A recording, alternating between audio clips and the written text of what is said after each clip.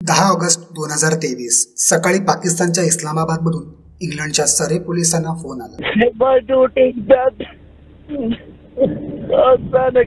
Who's killed your daughter? It's me. Okay. Father. How? I said he was naughty and physically chastised. I'm going to need you to slow down, okay? How have you killed your daughter? I beat her up. It wasn't my intention to kill her, but I beat her up too much.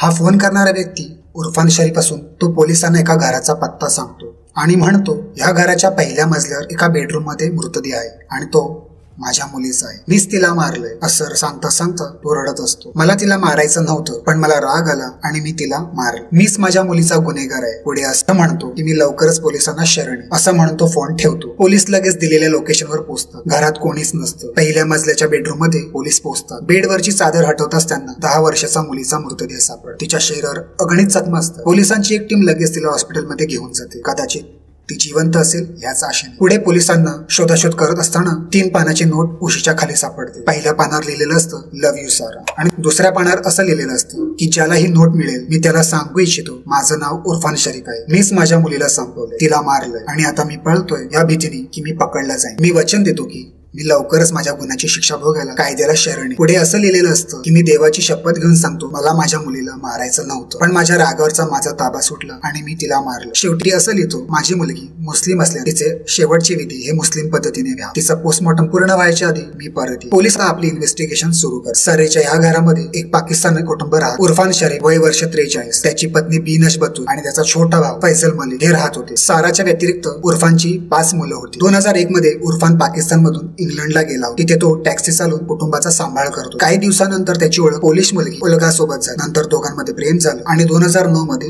दोघं लग्न. नंतर त्यांना एक मुलगा आणि मुलगी होती जी सारा. 2015 मध्ये दोघं वेगळे होते. तेव्हा सारा आणि तिचा भाऊ हे दोघंही उलगा सोबत असतात. काही दिवसानंतर उर्फान, सारा आणि तिचा भाऊ या दोघांची कस्टडी मिळवण्यात यशस्वी होईल. मग उलगा आपल्या घरी इंग्लंडला निघून जाते. यानंतर उर्फान दुसरं लग्न एका पाकिस्तानी मुलीशी म्हणजेच बीनश बतूलशी कर. सारा आपल्या आईकडून वेगळी आणि सावत्र आई आल्याने घराची शांतता बिघड. बीनशला स्वतःची मुलं झाल्यावर सारावरचं प्रेम तिचं कमी. छोट्या छोट्या गोष्टींवरून आई वडील दोघेही तिला मारत असा. गोष्टी अशाच चालू होत. सारा शाळेत जायची तेव्हा तिच्या चेहऱ्यावरचे आणि शरीरावरच्या जखमा दिसायच्या. आपण पकडले जाऊ म्हणून त्याने सारा आता घरातूनच शाळा शिकेल असं म्हणून तिचं नाव शाळेतून कमी केलं. सारा हसत खेळत राहणारी एक मुलगी होती. तिला गाण्याची, भाषण द्यायची विशेष आवड. पण तिच्या ह्याच गोष्टी सावत्र आई बीनशला आवडत. तिच्यावर अन्याय असेच चालू होते आणि शेवटी 8 ऑगस्ट 2023 ला या सर्व गोष्टींमधून सारा मुक्त होऊन तिने या जगाचा निरोप घेतला.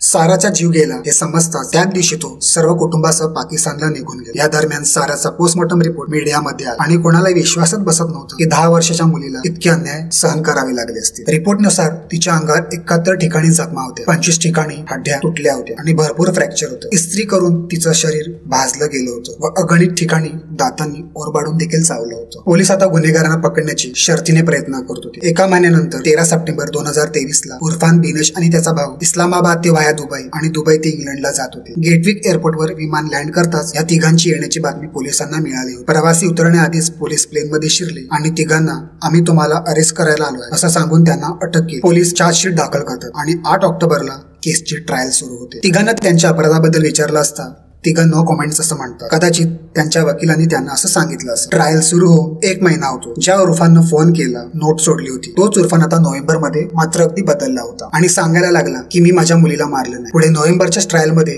अचानक उर्फान कोर्टात रडायला लागला आणि त्यानं आपला गुन्हा कबूल केला. मीच तिला मारलं, मीच तिला टॉर्चर केलं. उर्फानच्या घरामध्ये एक बॅट आणि लोखंडी रॉड मिळाला होता ज्यावर रक्ताचे डाग होते. साराच्या शरीरात झालेल्या जखमा ह्याच वस्तूंमुळे झाला होता. जजने उर्फानला विचारलं की हे बाईट मार्क्स तुझे आहेत का? त्यावर तो म्हणाला नाही, मी साराला प्रेसनं भाजलं सुद्धा नाही आणि चावलं सुद्धा नाही कधी. जजने मग बीनशला विचारलं असता ती सुद्धा नाही म्हणाली. मग जज फॉरेन्सिक शोध आणि डीएनए साठी सॅम्पल मागितल्यावर बीनश मना करू लागली. कोर्टात शांतता पसरली. आता कोर्टाला कळलं होतं की बाईट मार्क्स कोणाचे आहेत. बीनशनं साराच्या शरीरावर ओरबाडून चावलं. अखेरीस 17 डिसेंबरला कोर्टानं आपला निर्णय दिला. कोर्टानं असं म्हटलं होतं ज्या पद्धतीने या छोट्या मुलीवर अन्याय झालाय हे एक आईबाप करतील याची कल्पना देखील करवत नाही. दुसरी गोष्ट, या तिघांच्या शिवाय हे दुसऱ्या कोणाचंही काम असू शकत नाही याचे भरपूर पुरावे आहेत. तिसरी गोष्ट, सावत्र आईला आपल्या मुलांवर जास्त प्रेम असल्यानं तिनं सारावर इतके अन्याय केले. शाळेतील नाव देखील कमी केलं. जेणेकरून शाळेत तिच्यावर होणाऱ्या अन्यायाची कल्पना कुणाला येऊ नये म्हणून. अशा रीतीने सर्वच बाजूने सारावर अन्याय झाले. शेवटी कोर्टानं उर्फानला 40 वर्ष जन्मठेपेची शिक्षा दिली, ज्यात कोणताही पेरोल नसेल. बिनशला 30 वर्ष जन्मठेपेची शिक्षा दिली, त्यातही कोणताही पेरोल नसेल. फैजल मलिक या गुन्ह्यात सामील नव्हता, परंतु सारावर होणारे अन्याय त्याच्या डोळ्या देखत होत असताना देखील त्याने ते थांबवण्याचा